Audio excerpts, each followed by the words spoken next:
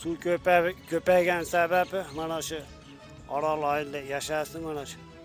Burchakdan suv kirib, mana uyim orqasida ham aro bor.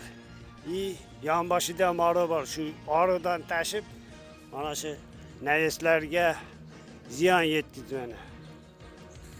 Endi shu nimadan yordam so'raymiz, shu arolarni qarashtirib, shu tozalatib, netib, nima qilish bersa shu nayesga ham udolisa yordam tariqasida yordam ko'rsatar degan umiddamiz. Uylarning ichiga ham shu bir qoch loyqa tashlab suv kiribdi.